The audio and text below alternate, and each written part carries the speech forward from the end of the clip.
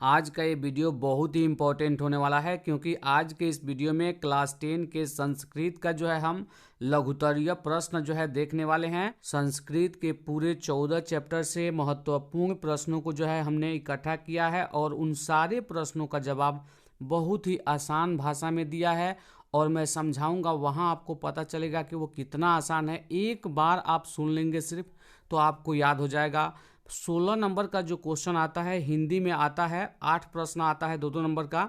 16 number का question आता है, उसमें जो है हिंदी में ही जवाब देना होता है, क्वेश्चन भी हिंदी में होता है। तो इस एक वीडियो से संस्कृत का पूरा लघुत्तरीय प्रश्न जो है बन जाएगा। इसके साथ साथ एक और बात का ध्यान दीजिएगा, ये पूरा लघुत्तरीय क्वेश्चन अगर आप देख लेते हैं तो जो 50 नंबर का ऑब्जेक्टिव क्वेश्चन आएगा तो उसमें जो है लघुत्तरीय प्रश्न हम बनाते समय पूरी पाठ की चर्चा करेंगे और जो भी जवाब आएगा उससे जो है जितने भी ऑब्जेक्टिव प्रश्न आएंगे परीक्षा में बहुत ही आसानी से बन जाएंगे।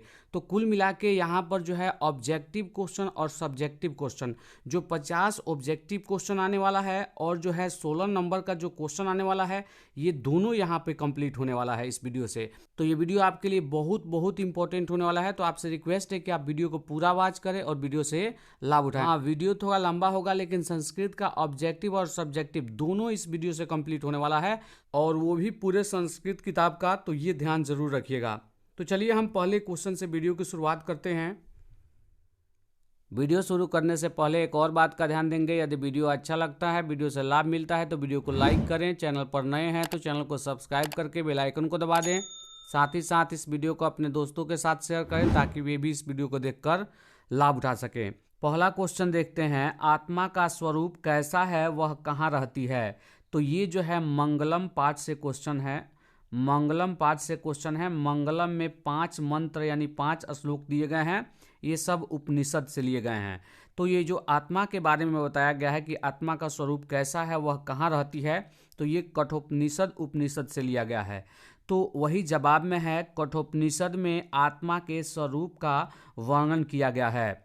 आत्मा मनुष्य के हृदय रूपी गुफा में अवस्थित है। यह अणु से भी सूक्ष्म मतलब बहुत ही छोटा तथा महान से भी महान है। इसका रहस्य समझने वाला सत्य का अन्वेषण करता है, मतलब इसका जो रहस्य समझ जाता है, आत्मा का जो रहस्य समझ जाता है, वो हमेशा सत्य का अन्वेषण करता है और वह जो है शोक रहित रहता है, मतलब वह जो है कभी दुखित नहीं रहता है। हम अगला 2 नंबर क्वेश्चन को देख लेते हैं। 2 नंबर क्वेश्चन में दिया हुआ है, नदी और विद्वान में क्या समानता है? तो ध्यान दीजिएगा, नदी और विद्वान में क्या समानता है, ये भी मंगलम पाठ से लिया गया है। ये जो है एक उपनिषद मुंडकोपनिषद में महर्षि वेद व्यास का कहना है। देखिए, महर्षि वेद व्यास जी जो है उपनिषद के रचनाकार हैं और इस मंगलम पाठ के भी रचनाकार वही हुए। तो ये वेद व्यास क्या कह रहे हैं? ये कह रहे हैं कि जिस प्रकार बहती हुई नदियाँ अपने नाम और रूप को त्याग कर समुद्र में मिल जाती है, जैसे नदियाँ जो है तेज धार के साथ आवाज करते हुए जाती है लेकिन समुद्र में मिलने के बाद पता नहीं चलता है कि वो नदी कहाँ विलीन हो गई समुद्र में, क्योंकि समुद्र विशाल होता है। तो उसी प्रकार जो है विद्वान पुरुष अपने नाम और रूप को त्याग कर ब्रह्म को प्राप्त कर लेते हैं। यानी किसी भी व्यक्ति का जो विद्वान है, उस व्यक्ति का नाम जो है यानी आत्मा परमात्मा में जाकर मिल जाता है और एकाकार हो जाता है। तो यही बात बोला गया है कि नदी जो है जैसे समुद्र में मिलकर अपने आप का अस्तित्व समाप्त कर लेता है और बिल्कुल समुद्र बन जाता है, वैसे ही विद्वान लोग जो हैं अपने आत्मा को परमात्मा में एकाकार कर देते हैं। चलिए हम अगला 3 नंबर क्वेश्चन को देखेंगे। 3 नंबर क्वेश्चन में दिया हुआ है, मंगलम पाठ के आधार पर सत्य की महत्ता पर प्रकाश डाले। देखिए, जितना भी क्वेश्चन लिया गया है बहुत ही महत्वपूर्ण क्वेश्चन है और इससे ऑब्जेक्टिव भी तैयार हो रहा है। ये एक बार देख लीजिए और उसके बाद जाके ऑब्जेक्टिव क्वेश्चन बनाइए, आपको पता चल जाएगा कि ये ऑब्जेक्टिव क्वेश्चन के लिए भी कितना महत्वपूर्ण है। तो चलिए इस क्वेश्चन का आंसर देख लेते हैं कि मंगलम पाठ के आधार पर जो है सत्य का क्या महत्व है। तो सत्य की महत्व का वर्णन करते हुए महर्षि वेद व्यास कहते हैं कि हमेशा सत्य की जीत होती है। सत्य की हमेशा क्या होती है? जीत। मिथ्या झूठ की हार होती है, मतलब झूठ की हमेशा हार होती है और सत्य की हमेशा विजय यानी जीत होती है। सत्य से देवलोक का रास्ता प्रशस्त होता है, मतलब सत्य बोलने से, सत्य की राह पर चलने से जो है देवलोक का मार्ग जो है मिलता है। मोक्ष प्राप्त करने वाले ऋषि लोग सत्य का मार्ग अपनाकर देवलोक जाते हैं, क्योंकि देवलोक में सत्य का खजाना है। तो ये बहुत ही आसानी से हमें समझ में आ जाने वाली बातें हैं जो हम बहुत ही आसानी से तैयार कर सकते हैं। तो देखिए ये क्वेश्चन कितना आसान है, तो आप ध्यान देते हुए प्रश्नों के उत्तर को समझें और तैयार कर लें। ये आपके लिए बहुत ही इंपॉर्टेंट होगा। ये बात आप ध्यान रखिएगा कि जितना भी क्वेश्चन आप पढ़ रहे हैं उस क्वेश्चन के आधार पर जो है पहले तो 16 नंबर का क्वेश्चन कंप्लीट होगा। जो 2-2 नंबर का हिंदी में आता है वो आएगा क्वेश्चन आपको 16 क्वेश्चन, लेकिन उसमें से 8 बनाना होगा जो 2-2 नंबर का है। तो 8 तो कंप्लीटली इस वीडियो से बन जाएगा। इसके अलावा आपका ऑब्जेक्टिव भी तैयार हो जाएगा, पूरा चैप्टर का ऑब्जेक्टिव तैयार हो जाएगा, क्योंकि पूरे चैप्टर का ये क्वेश्चन इसमें इस वीडियो में आपको मिलेगा। चलिए हम अगला 4 नंबर क्वेश्चन को देख लेते हैं। भगवान बुद्ध ने पाटलिपुत्र ग्राम के बारे में क्या कहा था? तो ये देखिए दूसरे चैप्टर से क्वेश्चन है। दूसरा चैप्टर है पाटलिपुत्र वैभवम, इससे क्वेश्चन है जिसमें पाटलिपुत्र के वैभव का वर्णन किया गया है। तो उसमें ये क्वेश्चन है भगवान बुद्ध ने पाटलिपुत्र यानी पटना को, है ना, के बारे में क्या कहा था?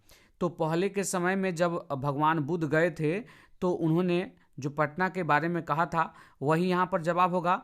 तो भगवान बुद्ध प्राचीन काल में अनेक बार पाटलिग्राम आए थे, यहाँ आकर इस गांव के महत्व को बढ़ाया था और उसी समय उन्होंने कहा था यह गांव कालांतर में, मतलब आगे जाकर बाद में, एक दिन महानगर होगा, जो कि आज महानगर है, परंतु इस नगर को आग, पानी और युद्ध का भय सदा बना रहेगा।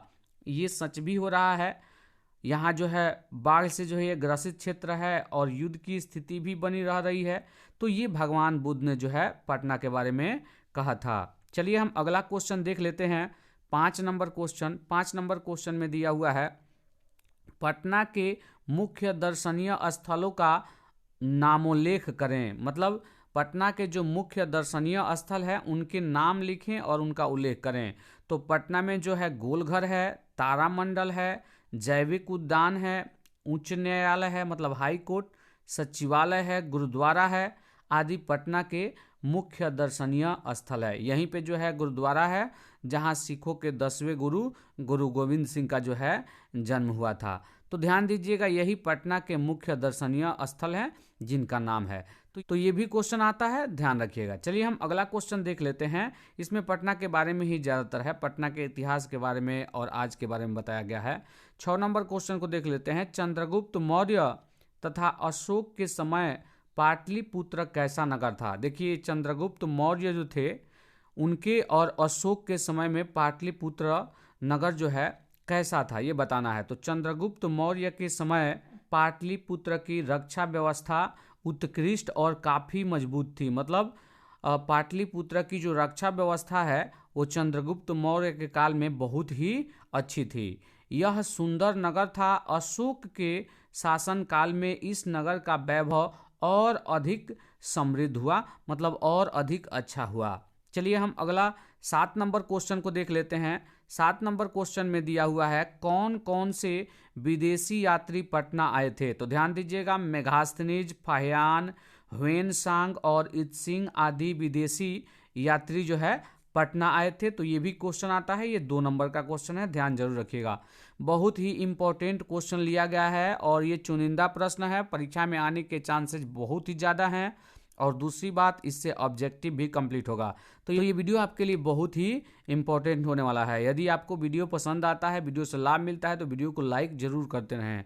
चलिए हम अगला 8 नंबर क्वेश्चन को देख लेते हैं। पाटलिपुत्र के प्राचीन महोत्सव का वर्णन करें। तो पाटलिपुत्र में जो प्राचीन समय में महोत्सव मनाया जाता था उसका वर्णन करना है। तो पाटलिपुत्र में शरद ऋतु में, मतलब ठंडी के समय में कौमुदी महोत्सव जो है बड़ी धूमधाम से मनाया जाता था। देखिए जैसे इस समय दशहरा मनाया जाता है तो पहले के समय में जो है जैसे दशहरा ठंडी के मौसम में ही मनाया जाता है, उसी तरह जो है कौमुदी महोत्सव पहले के समय में पटना में मनाया जाता था। सभी नगरवासी आनंद मग्न हो जाते थे। इस समारोह का विशेष प्रचलन गुप्त वंश के शासन काल में था। आजकल जिस तरह दुर्गा पूजा मनाई जाती है वही दशहरा, उसी प्रकार प्राचीन काल में कौमुदी महोत्सव मनाया जाता था। तो देखिए कितना आसान क्वेश्चन का जवाब है, तो ये बहुत ही आसानी से तैयार हो जाएगा। और वैसे ऑब्जेक्टिव भी क्वेश्चन तैयार हो रहा है, ध्यान दीजिएगा। ऐसा क्वेश्चन आता है कि कौमुदी महोत्सव कब मनाया जाता है, तो वो जो है शरद ऋतु में, यहाँ पर शरद होना चाहिए, शरद ऋतु में मनाया जाता है, यानी ठंडी के दिनों में मनाया जाता है। चलिए हम अगला क्वेश्चन देख लेते हैं। 9 नंबर क्वेश्चन। 9 नंबर क्वेश्चन में दिया हुआ है, दामोदर गुप्त ने पटना के संबंध में क्या लिखा है। तो कवि दामोदर गुप्त के अनुसार पाटलिपुत्र यानी पटना महानगर पृथ्वी पर बसे नगरों में श्रेष्ठ है। मतलब पृथ्वी पे जितने भी नगर हैं उनमें जो है पटना सबसे श्रेष्ठ है, ये बताया गया है। यहाँ सरस्वती के वंशज यानी विद्वान लोग बसते हैं। कवि ने इस महानगर की तुलना इंद्र की नगरी से की है। मतलब कवि जो है इंद्र की नगरी से पटना की तुलना किए हैं। चलिए हम अगला 10 नंबर क्वेश्चन को देख लेते हैं। 10 नंबर क्वेश्चन में दिया हुआ है, राजशेखर ने पटना के संबंध में क्या लिखा है। तो राजशेखर ने अपने काव्य मीमांसा में लिखा है कि पाटलिपुत्र यानी पटना शिक्षा का एक प्राचीन केंद्र था। पहले के समय में जो है शिक्षा का एक केंद्र था। यहाँ अनेक संस्कृत विद्वान हुए हैं। यहाँ पाणिनि, पिंगल, पतंजलि आदि की परीक्षा ली गई थी। तो ये जो है राजशेखर ने पटना के बारे में काव्य मीमांसा में यही बात लिखा है। चलिए अगला क्वेश्चन देख लेते हैं। 11 नंबर क्वेश्चन। 11 नंबर क्वेश्चन में दिया हुआ है, आलसशाला के कर्मचारियों ने आलसियों की परीक्षा क्यों और कैसे ली। आलसशाला में आलसियों की सुख सुविधा को देखकर कम आलसी, मतलब जो आलसी नहीं थे या फिर कम आलसी थे, ऐसे लोगों ने, जैसे बीरेश्वर जो है वहाँ के मंत्री थे, और वो जो है आलसियों के लिए वस्त्र और भोजन की व्यवस्था करते थे। तो जो लोग आलसी नहीं थे वो आलसियों को देखते थे कि बिना काम किए इनको भोजन और वस्त्र मिल रहा है, तो लोग जो है नकली आलसी बन गए और भोजन और वस्त्र जो है बिना काम किए पाने लगे। तो वही बात आगे लिखा है, एवं नकली आलसियों की भीड़ जुटी थी और नकली आलसी जो है बनकर बीरेश्वर जो है भोजन और कपड़ा बांटते थे, देते थे, तो उसका उपयोग करने लगे, जिससे जो है आलसशाला का खर्च बेवजह बढ़ गया, फालतू में खर्च बढ़ गया। अतः आलसशाला के बेकार खर्च को रोकने तथा आलसियों की पहचान के लिए कि असली आलसी कौन है, असली आलसियों की पहचान के लिए आलसशाला में जो है आग लगा दी गई, जिससे नकली आलसी भाग खड़े हुए। जितने भी नकली आलसी थे भाग गए और असली आलसी जो 4 गो था उसी में जो है सोया हुआ था, बात कर रहा था। उसी घर में आग लगा है और ये चारों आलसी उसी घर में बात कर रहे हैं। तो कोई दयालु व्यक्ति जो है उनका झोटा पकड़ के निकाला है। तो ऐसा ही है आलस कथा पाठ में बातें। तो आलस्य को हमें नहीं रखना चाहिए, यही जो है इसमें शिक्षा मिलती है। वो भी क्वेश्चन आएगा, आगे हम देखेंगे। 12 नंबर क्वेश्चन को देख लेते हैं। 12 नंबर क्वेश्चन में है, आलस कथा का क्या संदेश है। तो देखिए आलस कथा पाठ से हमें क्या संदेश मिलता है। तो आलस कथा का संदेश है कि आलस्य एक महान रोग है। ये जो है मनुष्य का सबसे बड़ा बीमारी है, सबसे बड़ा शत्रु है, यानी दुश्मन है। आलस्य याद रखिएगा, मनुष्य का सबसे बड़ा दुश्मन है। जीवन में विकास के लिए व्यक्ति का कर्मठ होना आवश्यक है। मतलब व्यक्ति को काम करने वाला होना चाहिए, आलस्य करने वाला नहीं। आलस्य शरीर में रहने वाला महान शत्रु है। देखिए आलस्य जो है शरीर में रहने वाला सबसे बड़ा शत्रु है, जिससे अपना परिवार का और समाज का विनाश अवश्य ही होता है। तो इससे जो है परिवार का विनाश होगा, खुद का विनाश होगा और समाज का विनाश होगा। इसलिए हमें आलस्य को त्याग देना चाहिए। चलिए हम अगला क्वेश्चन देख लेते हैं।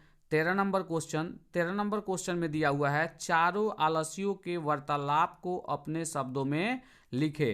तो देखिए यहाँ पे हमें क्वेश्चन का जवाब देना है कि जो चारों आलसी थे, है ना, जब आग लगाई गई थी आलसशाला में, तो चारों आलसी आपस में बात कर रहे हैं, उसी बात को यहाँ पर जो है हमें बताना है। तो चारों आलसी निश्चय ही अपने आलसपन को सिद्ध कर रहे थे। मतलब वो आलसी थे सच में, और वो अपने आलस को दिखा रहे थे, एक तरह से सिद्ध कर रहे थे। एक ने मुंह ढक कर कहा, देखिए आग लगा हुआ है घर में, और एक ने मुंह ढक कर कहा, मुंह से जो है कपड़ा भी नहीं हटाया, अरे हल्ला कैसा, दूसरे ने कहा, दूसरे आलसी ने कहा, लगता है इस घर में आग लग गई है। और देखिए चारों सोए हुए हैं। तीसरे ने कहा, कोई पानी से भीगे वस्त्रों से ढक दे। मतलब ऐसा कोई नहीं है जो पानी के भीगे वस्त्रों से ढक दे और इस घर का आग बुझ जाए। लेकिन ये चारों जो है सुगबुगा नहीं रहे हैं, उसी घर में आग लगा है और उसी घर में सोए हैं। आलस्य ऐसा ही होता है, ध्यान रखिएगा। चौथे ने कहा, अरे बचाल, बचाल माने होता है बहुत बोलने वाले, क्या बक बक बक बक कर रहे हो, कितनी बात करते हो, चुपचाप क्यों नहीं रहते। मतलब चुपचाप हो जाओ और सो। तो इस तरह के होते हैं आलसी, और चारों आलसियों के यही वार्तालाप हैं। फिर बाद में जो है किसी दयालु पुरुष ने इन सबको जो है पकड़ के, झोंटा पकड़ के निकाला है। ऐसी ही उस कथा में है। चलिए हम अगला क्वेश्चन देख लेते हैं। 14 नंबर क्वेश्चन। 14 नंबर क्वेश्चन में दिया हुआ है, आलस साला, यहाँ पे ये बिंदु नहीं होना चाहिए, आलस साला में आग लगाने पर क्या हुआ। देखिए जितने भी क्वेश्चन हैं आपको बहुत ही आसानी से समझ में आ रहे होंगे और इससे ऑब्जेक्टिव क्वेश्चन भी तैयार होगा। और मैं इस बात की गारंटी देता हूं कि सब्जेक्टिव क्वेश्चन अगर देख लेते हैं तो आपका एक तो 16 नंबर वहां पे कंप्लीट हो जाएगा, दूसरा जो है 50 नंबर का जो ऑब्जेक्टिव है उसमें आपको बहुत हेल्प मिलेगा, लगभग 100% जो है इसी से मिल जाएगा आपको। तो ये पूरा 14 चैप्टर का जो है क्वेश्चन है और इस क्वेश्चन से प्रत्येक चैप्टर का वर्णन होगा और उससे जो है ऑब्जेक्टिव क्वेश्चन भी कंप्लीट होगा। तो इस क्वेश्चन का हम आंसर देखते हैं, आलस साला में आग लगाने पर क्या हुआ। तो वही बात घुमा फिरा के आ रहा है, तो आपको क्वेश्चन समझना है, कथा याद रखना है, आप आराम से जवाब दे देंगे। आलस साला में आग लगाने पर सभी धूर्त आलसी, धूर्त यानी नकली आलसी, भाग गए। जितने भी नकली आलसी बने थे, 4 असली सोए हुए बातें कर रहे थे।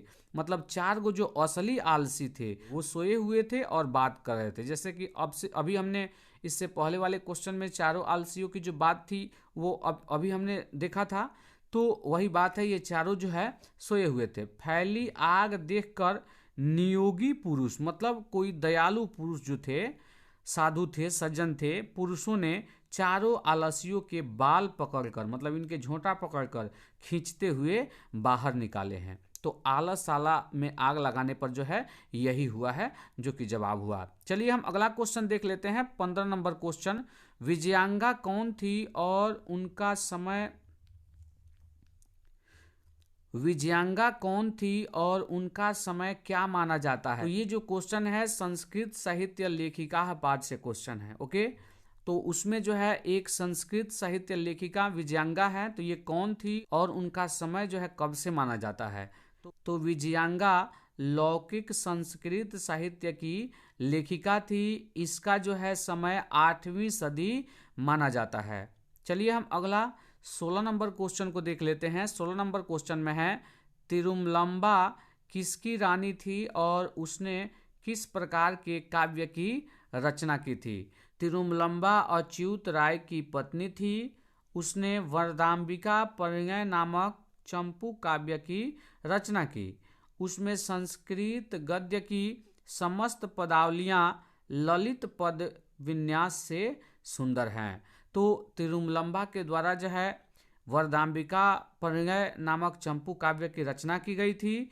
उसमें जो है संस्कृत गद्य की जितनी भी पदावलियां थी वो पदावलियां ललित पद विन्यास से सुंदर थी। चलिए हम अगला 17 नंबर क्वेश्चन को देख लेते हैं। 17 नंबर क्वेश्चन में दिया हुआ है, संस्कृत में पंडित क्षमा राव के योगदान का वर्णन करें।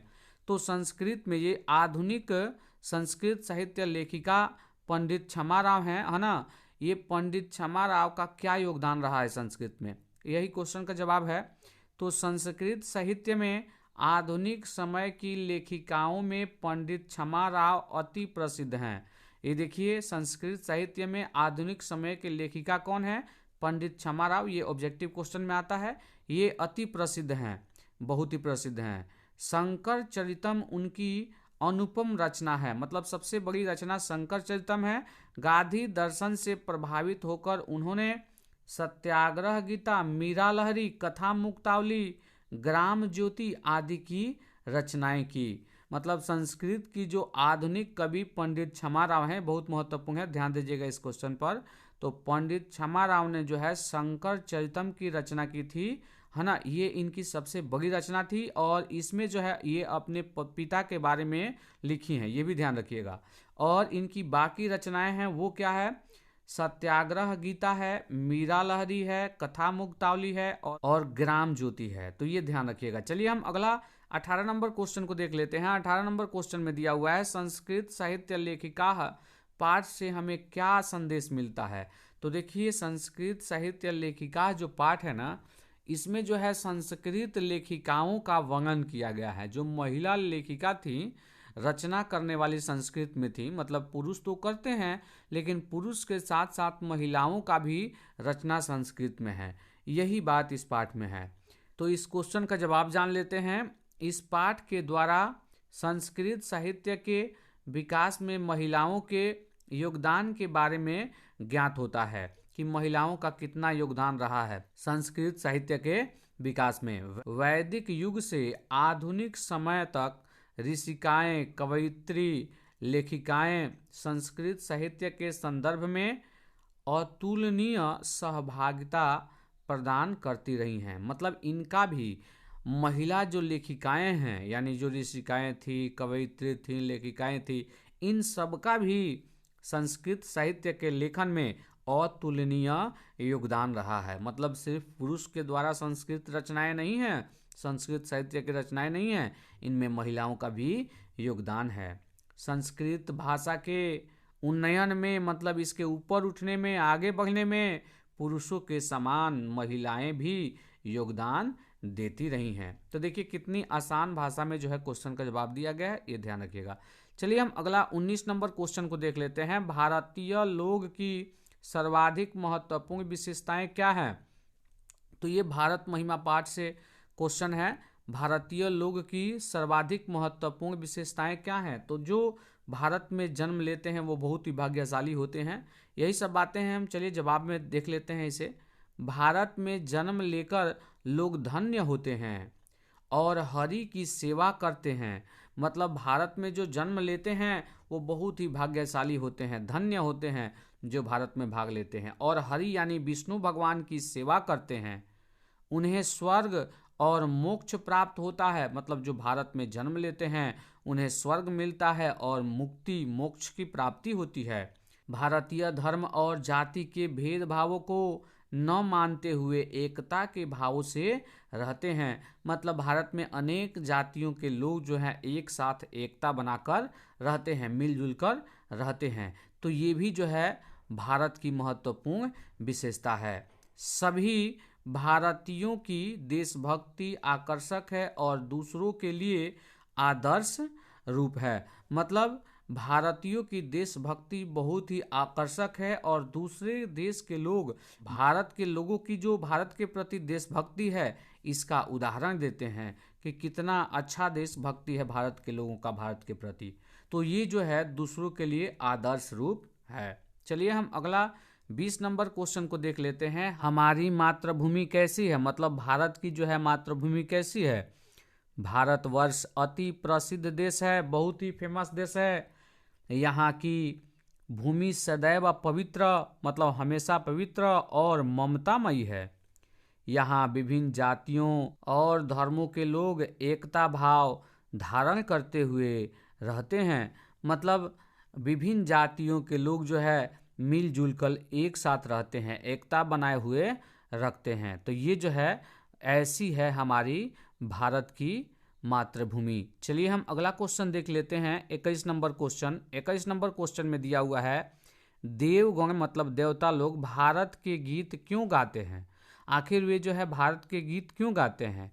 पठित पाठ के आधार पर उत्तर 3 से 5 वाक्यों में लिखें। तो वैसे भी 3 से 5 वाक्य में इसका उत्तर होगा ही। और पठित पाठ का मतलब ये जो भारत महिमा पाठ है इसी से, या फिर ऐसा भी क्वेश्चन आ सकता है। दूसरा क्वेश्चन देख लीजिए, इसका जवाब भी होगा और दूसरा क्वेश्चन ये भी आ सकता है, उसका जवाब भी वही होगा। देवता लोग किस देश का गुणगान करते हैं और क्यों। तो देखिए इस क्वेश्चन का भी जवाब यही होगा। तो देवगण मतलब देवता लोग भारत देश का गुणगान करते हैं। देखिए भारत देश का जो है कौन गुणगान करते हैं, तो देवता लोग करते हैं। ऑब्जेक्टिव बेस से बनता है क्योंकि, क्यों करते हैं उसका जवाब, क्योंकि भारतीय भूमि स्वर्ग और मोक्ष प्राप्त करने का साधन है। मतलब भारत की भूमि जो है, यहीं के लोग जो है स्वर्ग को जाते हैं और मोक्ष प्राप्त करते हैं। इसलिए जो है देवता लोग भी भारत का गुणगान करते हैं। मनुष्य भारत भूमि पर जन्म लेकर भगवान हरि की सेवा के योग्य बन जाते हैं।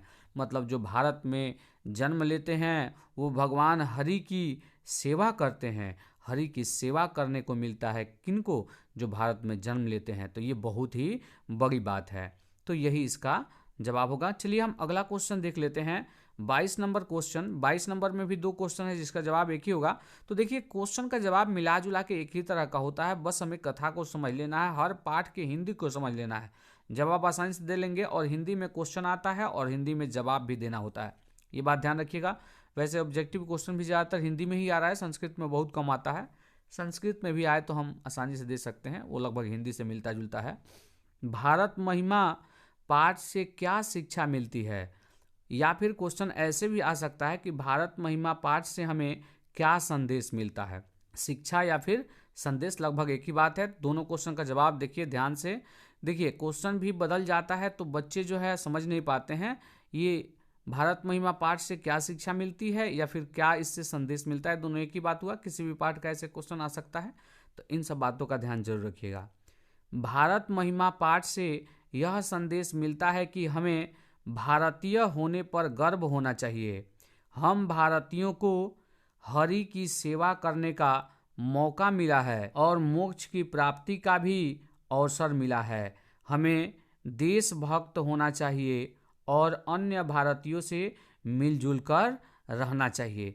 तो यही हमें संदेश मिलता है कि भारत पर हमें जो है गर्व होना चाहिए, क्योंकि हमने भारत में जन्म लिया है और श्री हरि का सेवा करने का, उनका सेवा भाव करने का हमें जो है मौका मिलता है ना। और यहीं से जो है हमें स्वर्ग का रास्ता मिलेगा और मोक्ष की प्राप्ति होगी। तो यही सब संदेश मिलता है। चलिए हम अगला क्वेश्चन देख लेते हैं। 23 नंबर क्वेश्चन। 23 नंबर क्वेश्चन में दिया हुआ है सभी संस्कारों के नाम लिखें, या फिर संस्कार कितने प्रकार के हैं और कौन कौन। तो ये दोनों में से कोई भी क्वेश्चन आएगा, जवाब यही होगा। तो ध्यान दीजिएगा, बहुत ही इंपॉर्टेंट ये भी क्वेश्चन है। ये संस्काराः पाठ से क्वेश्चन है। संस्कार कुल 16 है। जन्म पूर्व 3 होता है, एक होता है गर्भाधान, पुंसवन और सीमांतोन्नयन संस्कार। तो ध्यान दीजिएगा 16 संस्कार है, तो जन्म पूर्व कितना हो गया? 1, 2 और 3। शैशव अवस्था में 6 संस्कार होते हैं। कौन कौन? जात कर्म होता है, नामकरण, निष्क्रमण, अन्नप्राशन, चूगा कर्म और कांग भेद। 5 शैक्षिक संस्कार हैं। तो 5 शैक्षणिक जो संस्कार हैं उसमें पहला अक्षरारंभ, उपनयन, वेदारंभ, केशांत और समावर्तन। यौनावस्था में विवाह संस्कार होता है तथा व्यक्ति की मृत्यु के बाद जो है अंत्योष्टि संस्कार होता है, यानी अंतिम संस्कार होता है। ये भी ऑब्जेक्टिव बनता है कि अंतिम संस्कार कब होता है, तो ऑप्शन में रहता है मृत्यु के बाद। तो ये सब पढ़ने से ऑब्जेक्टिव भी कंप्लीट साथ में होते जा रहा है, ये बात ध्यान रखिएगा। तो ये कुल 16 संस्कारों के बारे में जो है इसमें बता दिया गया है। 16 संस्कार का नाम भी है। चलिए हम 24 नंबर क्वेश्चन को देख लेते हैं। 24 नंबर क्वेश्चन में दिया हुआ है शैक्षणिक संस्कार कितने हैं? शिक्षा संस्कार का वर्णन करें। तो शिक्षा संस्कार का इसमें वर्णन करना है, या फिर क्वेश्चन ये रहे कि शैक्षणिक संस्कार कितने हैं। तो ध्यान दीजिएगा, शिक्षा संस्कारों में अक्षरारंभ, उपनयन, वेदारंभ, मुंडन संस्कार और समावर्तन संस्कार आदि आते हैं। अक्षरारंभ में बच्चा अक्षर लेखन और अंक लेखन आरंभ करता है। मतलब बच्चा जब अंक लिखना शुरू कर दे या फिर अक्षर लिखना शुरू कर दे, अंक यानी 1, 2, 3, अक्षर यानी क, ख, ग, या ABCD इंग्लिश की बात करें तो इंग्लिश की बात ही इसमें नहीं है, हिंदी से ही जुड़ा हुआ सब कुछ है। तो अक्षरारंभ इसी को कहा जाता है, अक्षर लिखना शुरू करना। उपनयन संस्कार में गुरु के द्वारा शिष्य को अपने घर में लाना होता है। पहले के समय में होता क्या था, बच्चों को मतलब शिष्य को पढ़ने जाना होता था तो वो गुरु के घर रहकर ही पढ़ते थे। तो गुरु के घर जाते थे, ये उपनयन संस्कार है। अब वहाँ जाने के बाद से वहाँ शिष्य शिक्षा के नियमों का पालन करते हुए अध्ययन करते थे। वहाँ पर शिक्षा के कुछ नियम होते थे, उनका पालन करके जो है उनको अध्ययन करना होता था। केशांत यानी मुंडन, मुड़ी छिलवाना। संस्कार में गुरु के घर में प्रथम क्षौर कर्म अर्थात मुंडन होता है तथा समावर्तन संस्कार का उद्देश्य शिष्य का गुरु के घर से अलग होकर गृहस्थ जीवन में प्रवेश करना होता है। गुरु जो है पढ़ाई पूरा हो जाने के बाद से जो है शिष्य को ये बताकर भेज देते थे कि आपको क्या करना है, क्या नहीं करना है, कैसे जो है रहना है, और अंतिम जो है बातें बताकर समझाकर घर भेज देते थे। और घर आने के बाद से विवाह होता था और विवाह के साथ ही गृहस्थ जीवन में जो है वे प्रवेश कर जाते थे। चलिए हम अगला क्वेश्चन देख लेते हैं। 25 नंबर क्वेश्चन। 25 नंबर क्वेश्चन में दिया हुआ है संस्कार किसे कहते हैं? विवाह संस्कार का वर्णन करें, 5 वाक्यों में उत्तर दें। तो लगभग 5 वाक्य में उत्तर होता ही है। इस क्वेश्चन का जवाब देख लेते हैं। व्यक्ति में गुणों के आधान को संस्कार कहते हैं। वैसे कुल 16 संस्कार माने गए हैं, कुल 16 संस्कार हैं। विवाह संस्कार भी उन्हीं में से एक है। विवाह संस्कार पर ही वस्तुतः मनुष्य का गृहस्थ जीवन में प्रवेश करता है। तो ये विवाह संस्कार एक पवित्र संस्कार है और विवाह के साथ ही मनुष्य जो है गृहस्थ जीवन में प्रवेश कर जाता था। पहले के समय में यही होता था, विवाह हुआ उसके बाद से जो है कंधे पे हल और कुदाल और जो है आपको गृहस्थी करना होता है। विवाह एक पवित्र संस्कार है, ये ऐसा भी क्वेश्चन आता है ऑब्जेक्टिव में। इसमें अनेक प्रकार के कर्म कांड होते हैं। तो देखिए ये पवित्र संस्कार जो विवाह है इसमें कई कर्म कांड हैं। ओके, उनमें वचन देना जो फेरा होता है, मंडप बनाना, देखिए मंडप बनाया जाता है और वहीं पे विवाह होता है। वधू के घर पर वर पक्ष का स्वागत, तो जो वधू का घर है मतलब दुल्हन के घर, वहाँ पे बारात जाता है तो वो लोग स्वागत करते हैं जिसको हम द्वार पूजा कहते हैं। वर वधू का एक दूसरे को देखना, ये तभी होता था घर में जाने के बाद, अब तो पहले से सब होता है, अब तो ऑन कैमरा हो रहा है। कन्यादान, तो कन्यादान एक संस्कार है जिसमें एक पिता जो है अपनी कन्या को जो है दान में देता है, मतलब विवाह होता है तो वो दुल्हा ले जाता है तो वो कन्यादान ही हुआ। ये एक पिता जो है अपनी पुत्री का दान करते हैं। अग्नि स्थापना, तो पंडित जी के द्वारा जो है अग्नि स्थापना की जाती है और जो है विवाह होता है। तो ये अग्नि स्थापना जो है ये एक कर्म कांड है विवाह का। फिर पाणी ग्रहण होता है, पानी ग्रहण। सप्तपदी मतलब इसमें साथ साथ चलना होता है। सिंदूर दान आदि जो है इसके मुख्य कर्म कांड है। तो विवाह के संस्कार लगभग आप जानते ही होंगे। चलिए हम अगला क्वेश्चन देख लेते हैं। 26 नंबर क्वेश्चन। 26 नंबर क्वेश्चन में दिया हुआ है भारतीय जीवन में संस्कार का क्या महत्व है? तो ध्यान दीजिएगा, भारतीय जीवन में संस्कार का बहुत बड़ा महत्व है और धीरे धीरे ये जो है महत्व घटते जा रहा है, ऐसा नहीं होना चाहिए। जवाब देख लेते हैं। भारतीय जीवन में प्राचीन काल से ही संस्कार ने अपने महत्व को सजाए रखा है। यहाँ ऋषियों की कल्पना थी कि जीवन के सभी मुख्य अवसरों में वेद मंत्र का पाठ होगा और वेद मंत्र हमारे लिए बहुत ही आवश्यक है। और यही वेद मंत्र न होने के चलते आज का परिवेश कैसा हो गया है ये सभी लोग जानते हैं। वरिष्ठों का आशीर्वाद मतलब बड़ों का आशीर्वाद उसी दिन मिलता था। जब हम संस्कार कोई भी मनाते हैं तो वहाँ वेद मंत्रों का पाठ होता है यानी कथा होता है। वरिष्ठों का मतलब बड़े आते हैं, बड़ों का आशीर्वाद मिलता है, हम पैर छू के उनका प्रणाम करते हैं, वो हमें आशीर्वाद देते हैं। हवन होता है, हवन से जो है पर्यावरण शुद्ध होता है एवं परिवार के सदस्यों का सम्मेलन होना चाहिए। तो वो यही मान के बनाए थे कि इस दिन जो है परिवार में, जैसे मान लीजिए कि कोई भी वेद मंत्र का पाठ हो, यानी कोई भी संस्कार जब मनाया जाता है तो कोई भी संस्कार करते, जैसे मान लीजिए विवाह संस्कार है तो सारे रिलेशन के लोग आते हैं, बाहर जो लोग होते हैं आते हैं, मतलब सभी लोग जो है उस दिन एक साथ मिलते हैं, एक दूसरे से बात करते हैं। तो इसलिए ये संस्कार बनाया गया है। अब तो संस्कार अलग ही रूप लेते जा रहा है और आगे देखिए क्या होता है, आगे पढ़ लेते हैं। संस्कार दोषों का परिमार्जन करता है। संस्कार जो है दोष होते हैं उनका परिमार्जन करता है, उनको दूर करता है। भारतीय जीवन दर्शन का महत्वपूर्ण स्रोत स्वरूप संस्कार है। मतलब जो है भारतीय जीवन दर्शन में संस्कार जो है बहुत ही महत्वपूर्ण है, ध्यान रखिएगा। और हमें अपने संस्कारों को बनाए रखना चाहिए और संस्कार जो विधिवत है पुराने समय का उसे हमें लेके चलना चाहिए, उसे त्यागना नहीं चाहिए। और यही सब छोड़ने और त्यागने का परिणाम होता है कि आजकल जो है बहुत सारी घटनाएं ऐसी होती हैं जो बिल्कुल ही नहीं होनी चाहिए। चलिए हम आगे 27 नंबर क्वेश्चन को देख लेते हैं। 27 नंबर क्वेश्चन में देखेंगे पंडित किसे कहा गया है। ध्यान दीजिएगा, ये नीति श्लोकाह पाठ से क्वेश्चन है। पंडित किसे कहा गया है, पठित पाठ के आधार पर स्पष्ट करें। तो देखिए महात्मा विदुर ने, मतलब महात्मा विदुर जी का वो नीति श्लोकाह पाठ है, ने पंडित की व्याख्या करते हुए बताते हैं कि जिसके कार्य में जाड़ा, गर्मी, भय, प्रेम, समृद्धि अथवा असमृद्धि बाधा न पहुंचाते हैं वही पंडित है। मतलब वह व्यक्ति जो जाड़ा से प्रभावित नहीं होता है। अभी देखिए कोई हम काम कर रहे होते हैं या कोई पढ़ रहा है, कहेगा कि आज जाड़ा है, आज नहीं पढ़ेंगे, दूसरे दिन पढ़ेंगे। गर्मी है तो गर्मी से परेशान होकर ये काम नहीं करेंगे, भय से ये काम नहीं करेंगे। इस तरह की बातें सोचना। समृद्धि मतलब आपके पास काफ़ी धन है तो आप सोचेंगे काम नहीं करेंगे। कोई सोचता है कि हम बहुत ही गरीब हैं, असमृद्ध हैं, तो ये काम नहीं करेंगे। तो इस तरह से जो है वो व्यक्ति पंडित या ज्ञानी नहीं कहलाता है जो इन सबों से प्रभावित होता है। ध्यान रखिएगा, इन सबों से हमें कभी प्रभावित नहीं होना चाहिए, न जाड़ा से, न गर्मी से, न भय से, न प्रेम से, न समृद्धि से, न असमृद्धि से। हमें जो है अपने कर्म को करते रहना चाहिए।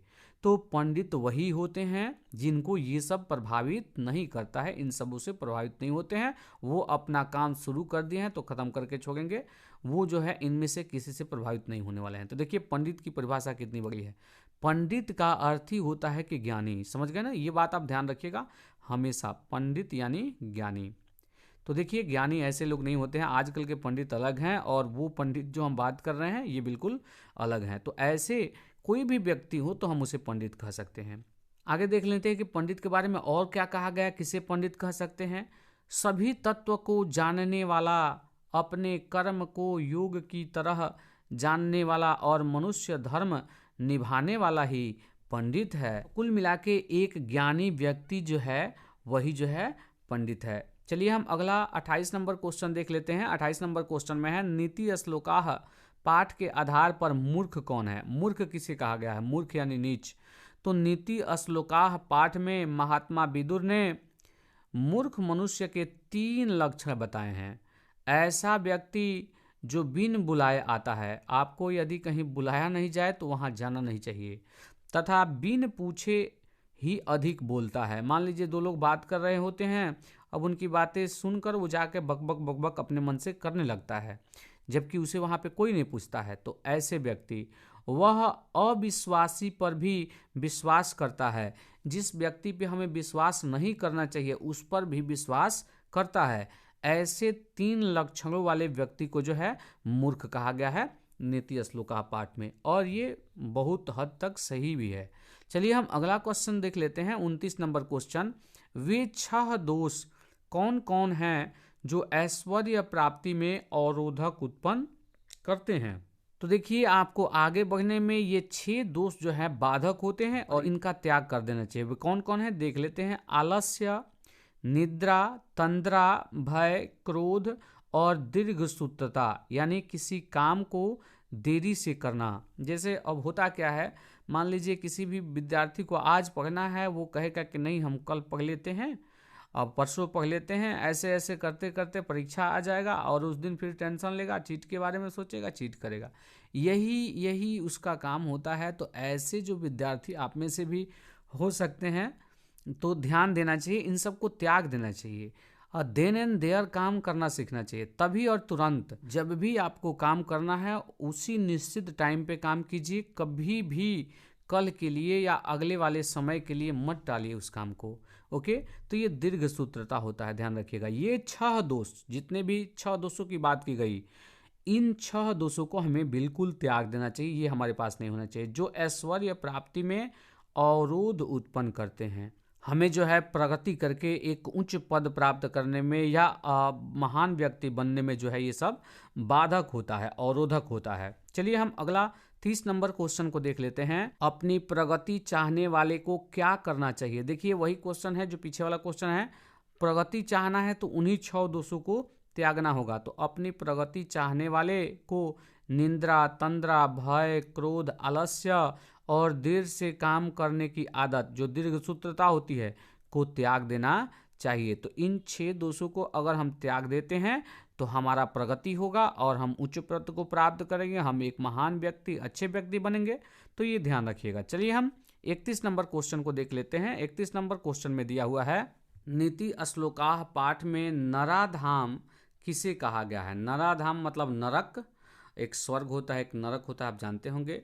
नरकस्य त्रिविधम द्वारम कस्य नाशनम, हिंदी में उत्तर दें। तो देखिए हिंदी में ही उत्तर देना होता है, ये संस्कृत में क्वेश्चन पूछा है। मतलब नरक के जो है 3 द्वार होते हैं, उसके बारे में हमें बताना है। तो नरक जाने के 3 रास्ते हैं, काम, क्रोध और लोभ। इनसे आत्मा नष्ट हो जाती है, मतलब काम से, क्रोध से और लोभ से, इनसे जो है आत्मा नष्ट हो जाती है। इन तीनों को छोड़ देना चाहिए। इन तीनों को यदि हम छोड़ देते हैं तो हम जो है स्वर्ग जाएंगे, नरक नहीं जाएंगे। तो नरक धाम जो है इसी को कहा गया है, ध्यान रखिएगा। इन तीनों के चलते हम नरक जाते हैं, इससे आत्मा हमारा नष्ट हो जाता है और हम नरक जाते हैं, स्वर्ग हमें नहीं प्राप्त होता है। तो ऐसा कहा गया है। चलिए हम अगला 32 नंबर क्वेश्चन को देख लेते हैं। ये क्वेश्चन आ ही गया, नीच मनुष्य कौन है, पठित पाठ के आधार पर स्पष्ट करें। तो अभी हमने मूर्ख के बारे में पढ़ा था, वही जवाब होगा। मूर्ख और नीच दोनों आ जाए तो ध्यान रखिएगा। क्वेश्चन मिला जुला के लगभग सब एक ही तरह का होता है, पाठ को सिर्फ समझ लेना है। जो बिन बुलाए हुए किसी सभा में प्रवेश करता है, बिना पूछे हुए बहुत बोलता है, नहीं विश्वास करने पर भी बहुत विश्वास करता है। मतलब नहीं विश्वास करने वाले जो व्यक्ति हैं उन पर बहुत विश्वास करते हैं, थोड़ा मिस्टेक हुआ है।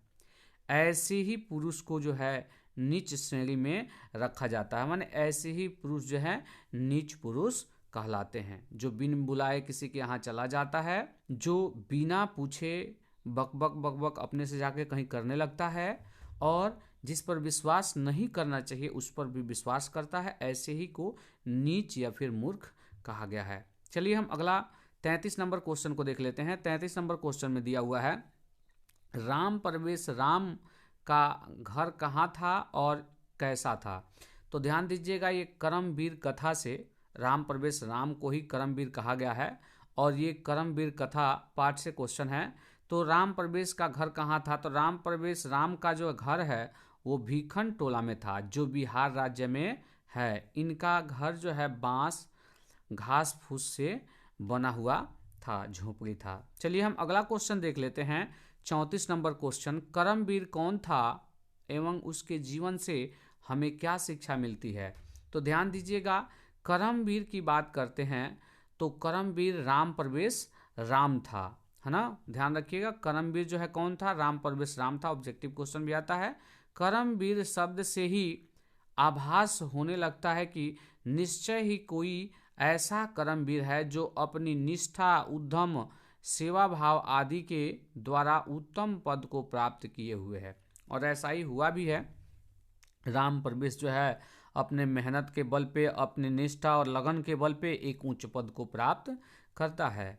प्रस्तुत पाठ में ऐसे ही करमवीर की चर्चा है जो अभावग्रस्त, मतलब बिल्कुल ही गरीब परिवार से है, एक दलित परिवार से है, जीवन यापन करते हुए भी स्नेहशील शिक्षक का सानिध्य पाकर, मतलब वो शिक्षक गांव में घूमने के लिए आए थे, देखने के लिए, शिक्षक का काम भी होता है, और उस बच्चे को खेलते हुए देखे और देखे कि बड़ी तेज लड़का है। ऐसे भी जो तेज विद्यार्थी होते हैं शिक्षक उन्हें पहचान ही लेते हैं, शिक्षक का गुण ही ऐसा होता है।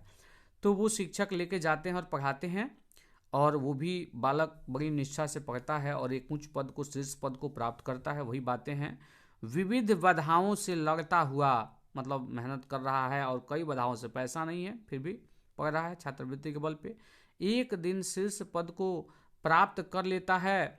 मनुष्य की मेहनत, निष्ठा, सच्चरित्रता आदि गुण उसे निश्चय ही सफलता की सीढ़ियों पर अग्रसित करते हैं। अतः हमें भी मेहनत, निष्ठा आदि को आधार बनाकर सत्कर्म पर बने रहना चाहिए, अच्छे कर्म पर बने रहना चाहिए। तभी जो है अच्छे अच्छे कर्म करेंगे, तभी जो है हम शीर्ष पद को प्राप्त कर सकते हैं।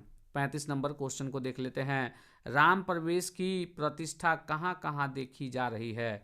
तो देखिए, कोई भी व्यक्ति अपने मेहनत के बल पर और अपने निष्ठा लगन के बल पर कामयाब बनता है तो उससे जो है तो परिवार की, गांव की, स्कूल की, जो उनके गुरु होते हैं उन सब की जो है प्रतिष्ठा बढ़ती है, उस क्षेत्र की भी प्रतिष्ठा बढ़ती है। तो वही बात है, राम प्रवेश की प्रतिष्ठा अपने गांव, विद्यालय, महाविद्यालय, विश्वविद्यालय, अपने राज्य और केंद्रीय प्रशासन में देखी जा रही है। चलिए हम अगला 36 नंबर क्वेश्चन को देख लेते हैं। 36 नंबर क्वेश्चन में है, राम प्रवेश राम की प्रारंभिक शिक्षा के विषय में आप क्या जानते हैं? तो देखिए, राम प्रवेश राम जो है भीखन टोला गांव का रहने वाला एक दलित बालक था। उस बालक को एक शिक्षक अपने विद्यालय में लाकर शिक्षा देना प्रारंभ किए। शिक्षक साहब जो थे वो गांव को देखने आए थे और सड़क के किनारे जो बच्चे खेल रहे थे तो वहां पर देखे कि एक बालक बड़ा ही तेज था, क्योंकि खेलने की जो प्रक्रिया होती है उससे समझा जा सकता है।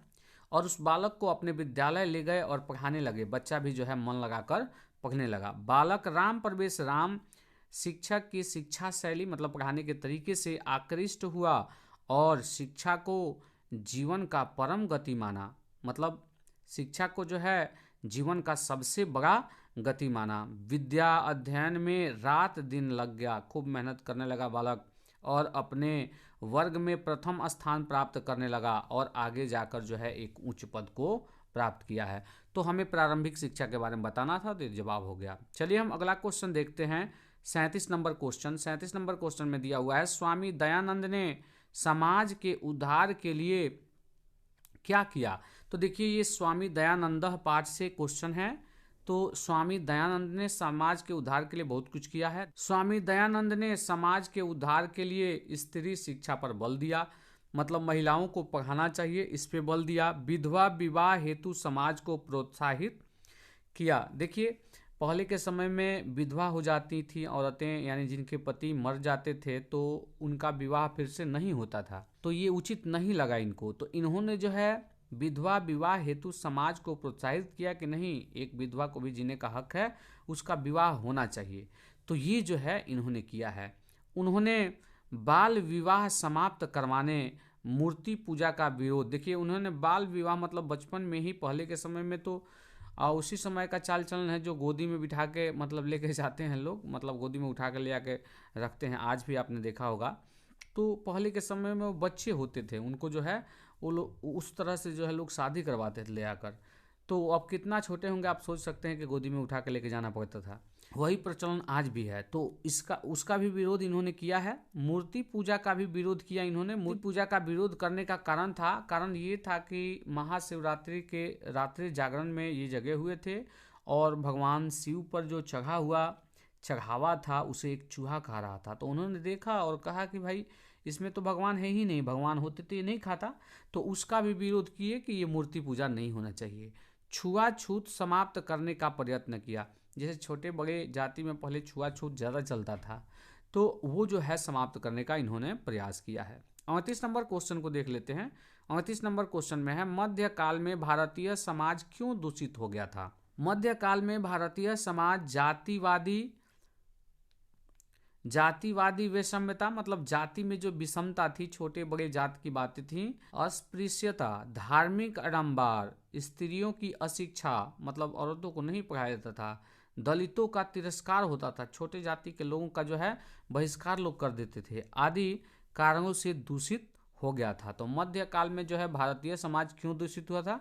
तो इन्हीं सब कारणों से हुआ था। अगला क्वेश्चन 39 नंबर क्वेश्चन को देख लेते हैं। मध्यकाल में भारतीय समाज में वर्तमान कुरीतियों पर प्रकाश डालें। तो मध्यकाल की जो समाज है उसमें जो है वर्तमान कुरीतियां जो हैं उन पर प्रकाश डालना है। तो मध्यकाल में अनेक गलत रीति रिवाजों से भारतीय समाज दूषित हो गया था। लगभग इसके पहले वाला ही क्वेश्चन है, उसका जवाब सेम मिलता जुलता है। तो इसी तरह का क्वेश्चन होता है, ध्यान दीजिएगा। जातिवाद, छुआछूत, अशिक्षा, विधवाओं की दुर्गति आदि अनेक उदाहरण थे जो भारतीय समाज को अंधकूप मतलब अंधकार की ओर ले जा रहे थे। दलित हिंदू समाज को तिरस्कार कर धर्म परिवर्तन शुरू कर दिया था। दलित जो है हिंदू समाज से, मतलब जो बड़ी जाति के लोग थे, उनके जो है तिरस्कार से वे लोग जो है इस धर्म को छोड़कर, माने सनातन धर्म को छोड़कर दूसरे धर्म में जाने लगे थे। तो ये सब हुआ था उस समय। चलिए हम अगला क्वेश्चन देख लेते हैं। 40 नंबर क्वेश्चन।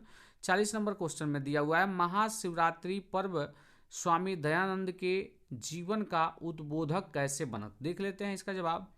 एक बार महाशिवरात्रि के दिन शिव उपासना के समय इन्होंने देखा कि देखिए इनका परिवार जो था वो शिव उपासक था, याद रखिएगा। और शिव उपासना के समय जो है महाशिवरात्रि को रात्रि जागरण था इनका, और उस समय इन्होंने देखा कि चूहा भगवान शंकर की मूर्ति के ऊपर चढ़कर उन पर चढ़ाए हुए प्रसाद को खा रहा है।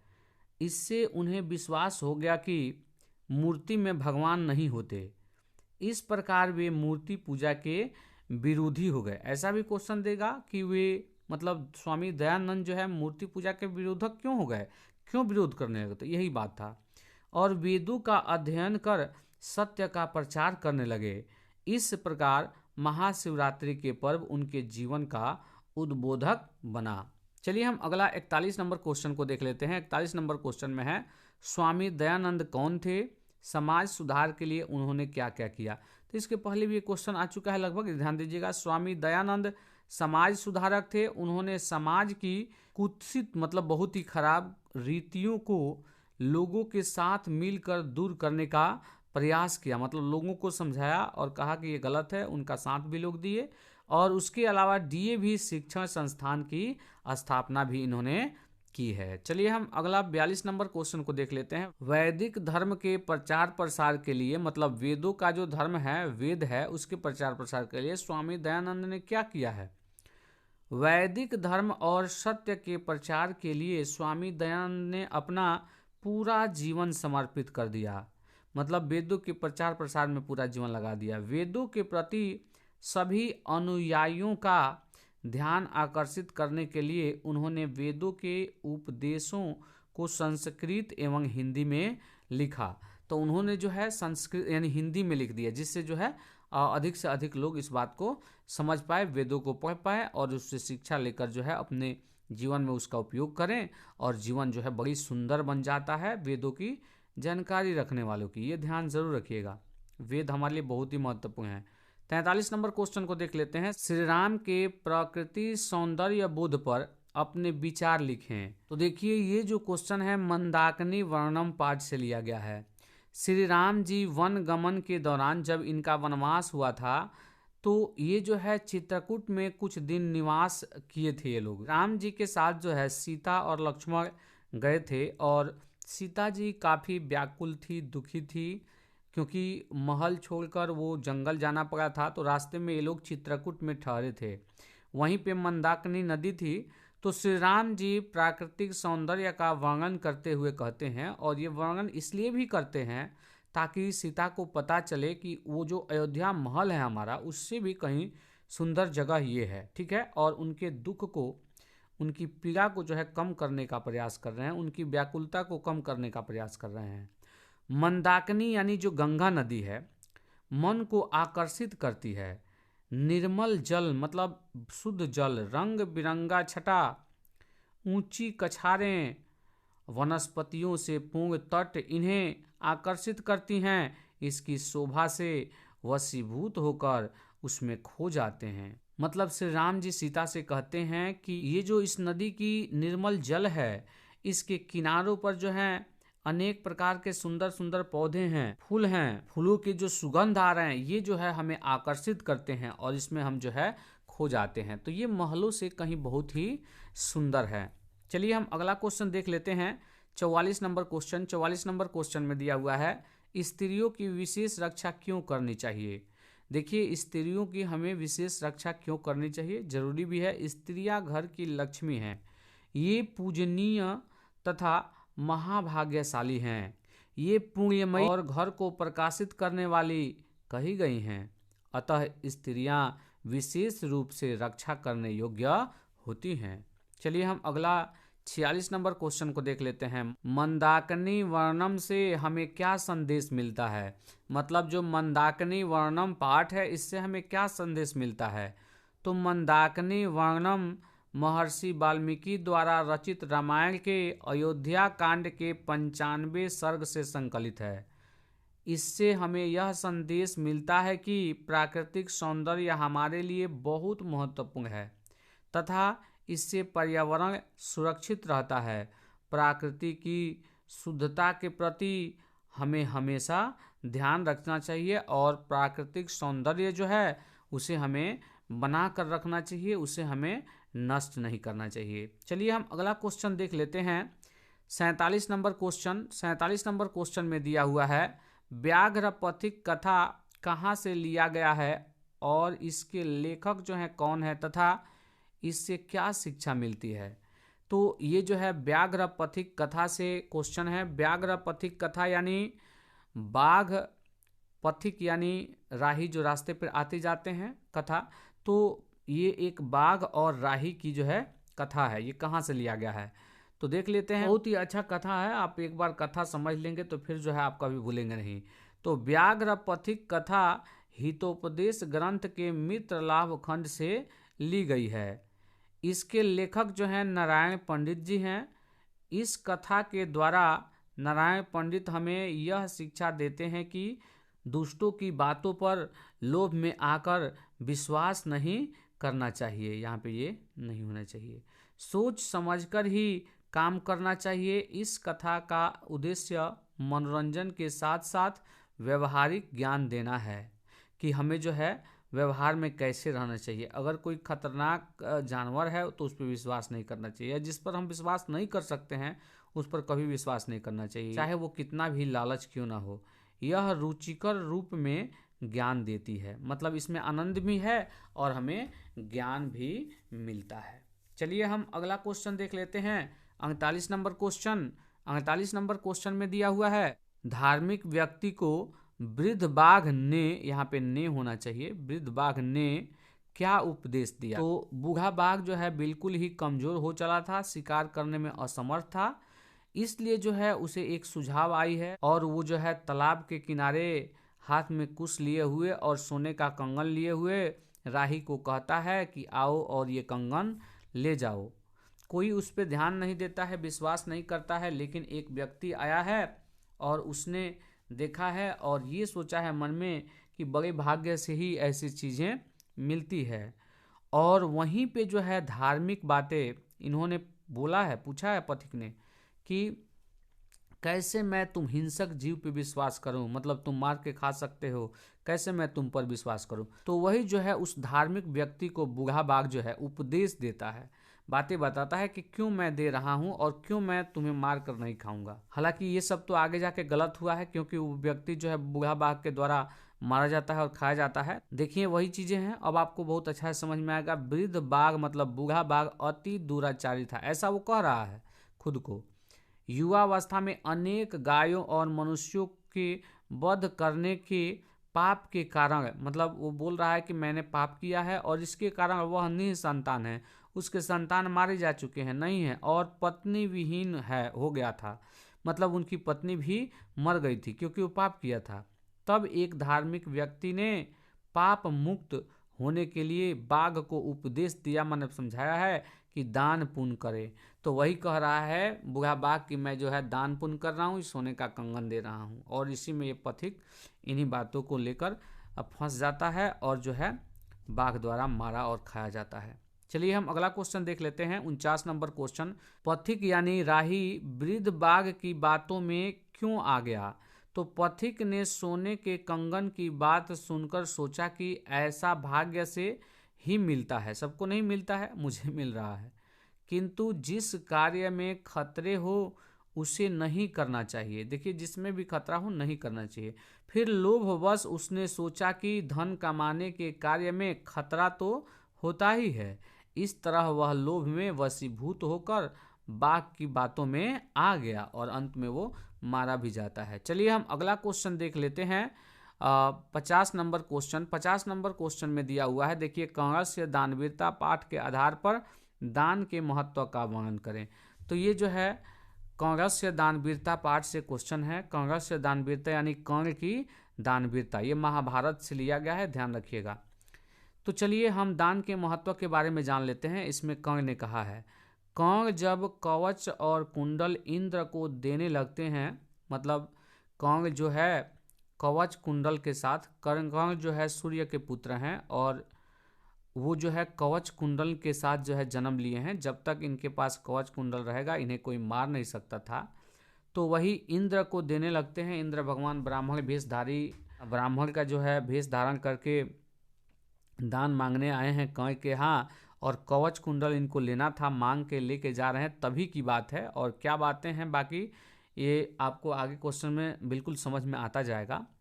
तो यहाँ इंद्र भगवान को शक्र भी कहा गया, ये ध्यान रखिएगा। इंद्र भगवान गए हैं और कंस से जो है कवच कुंडल लेते हैं। तो उस समय तब जो है शल्य उन्हें रोकता है। किनको? कंस को रोकता है। इस पर कंस कहता है कि दान की महिमा बताते हुए कंस जो है कहता है कि समय परिवर्तन से शिक्षा नष्ट हो जाती है, बड़े बड़े वृक्ष उखड़ जाते हैं, जलाशय सूख जाते हैं, परंतु दिया गया दान सदैव स्थिर रहता है, अर्थात दान कदापि नष्ट नहीं होता है। मत रोको, मुझे दान देने दो। और कवच कुंडल जो है इंद्र भगवान को दे देता है, और ये इंद्र भगवान जो है छल पूर्वक जो है कवच कुंडल कंस से ले लेते हैं। चलिए हम अगला क्वेश्चन देख लेते हैं, 51 नंबर क्वेश्चन। कंस की चारित्रिक विशेषताओं का वर्णन करें। तो ध्यान दीजिएगा, दानवीर कंस, दानवीर इसीलिए कहा गया है क्योंकि कंस ने जो है कवच कुंडल यानी अपने प्राण को दान में दे दिया है। क्योंकि कंस ने कवच कुंडल दे दिया तो अब उसे कोई मार सकता था, और जब तक वो रहता तो नहीं कोई मार पाता। तो वो जब कवच कुंडल दे रहा है यानी वो अपने प्राण को ही दान में दे दिया, तो इसीलिए दानवीर कंस को कहा गया है।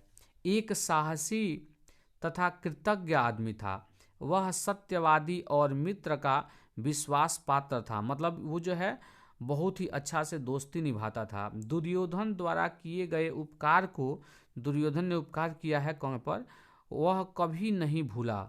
उसका कवच कुंडल अभेद्य था, फिर भी उसने इंद्र को दान स्वरूप दे दिया। ऐसा भी व्यक्ति था, वो जानता था कि इस कवच कुंडल के बिना मैं मारा जाऊंगा, फिर भी वो जो जानते हुए इंद्र भगवान को दे दिया। वह दानवीर था, इसलिए दानवीर कहा गया था। कुरुक्षेत्र में वीर गति को पाकर वह भारतीय इतिहास में अमर हो गया। कुरुक्षेत्र में मतलब जो महाभारत की लड़ाई थी उसमें जो है वीर गति को प्राप्त कर गया। कौन? कंस, मतलब लड़ते हुए मारा गया।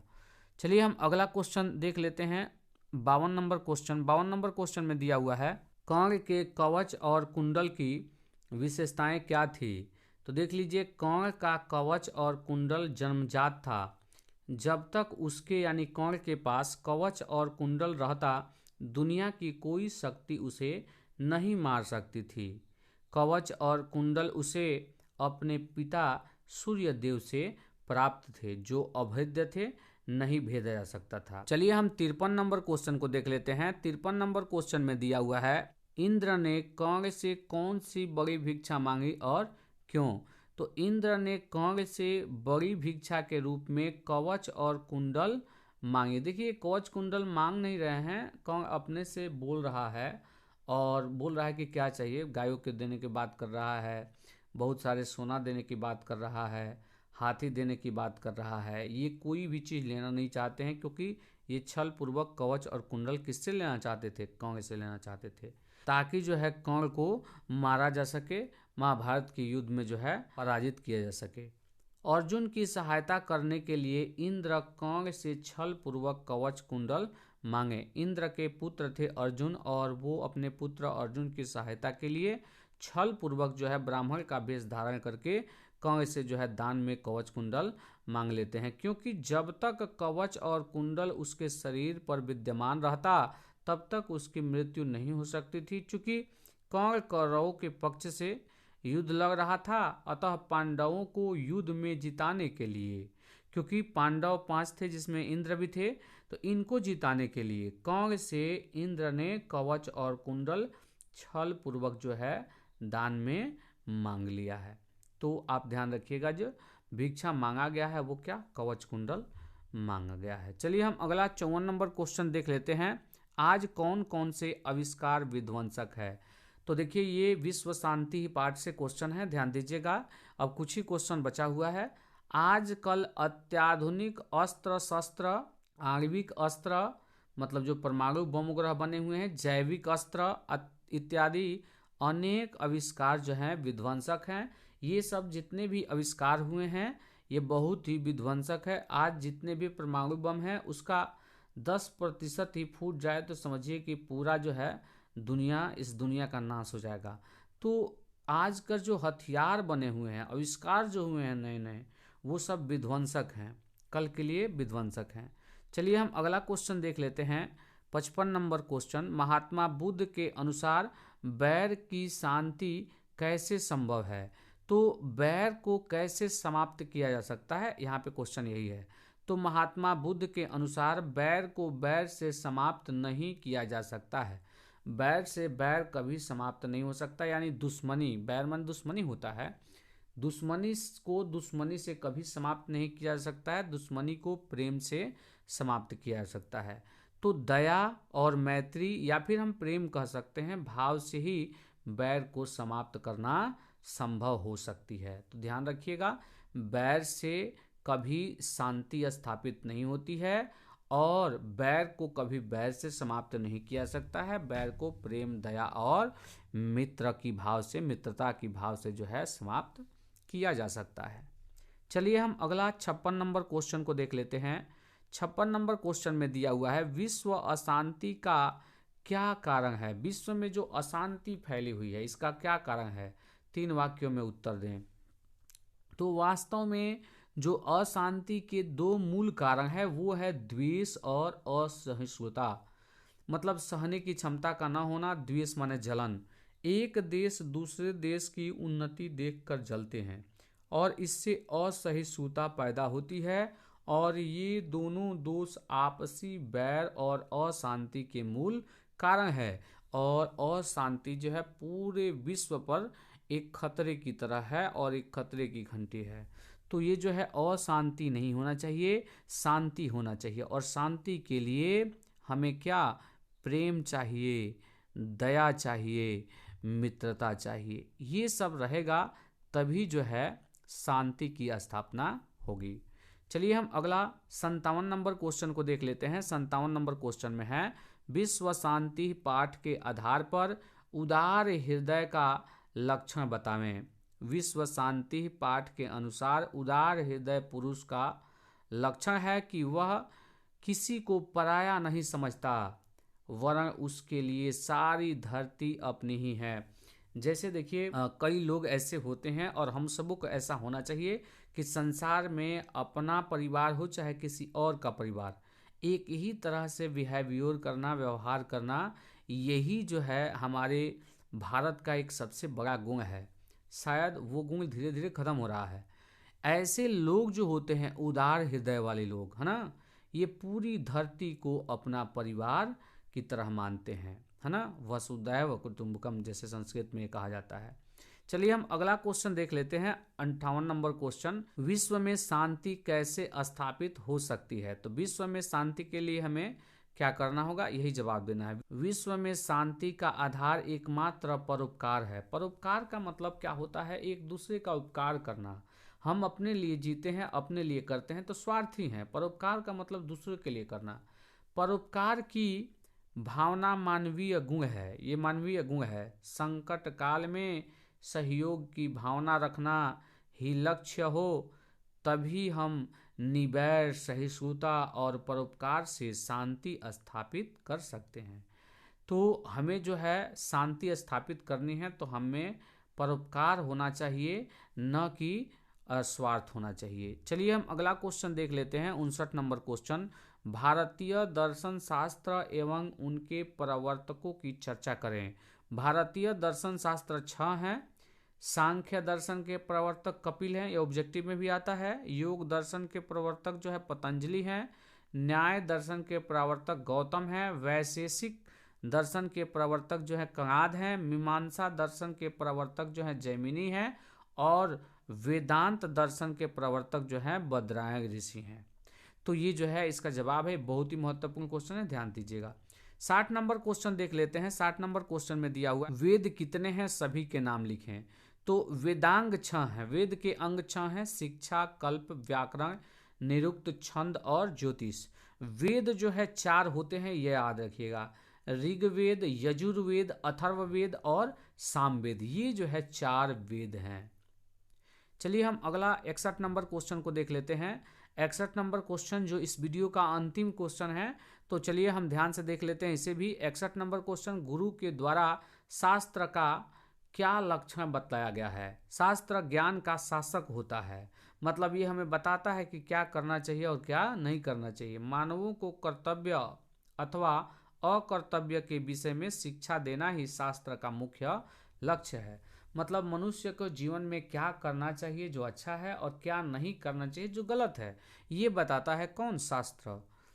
प्रवृत्ति निवृत्ति कृतक द्वारा ज्ञान के उपदेश द्वारा मनुष्य को अनुशासित करना शास्त्र का लक्ष्य है। तो यही शास्त्र है, और शास्त्र जो है हमारे लिए बहुत ही महत्वपूर्ण होते हैं।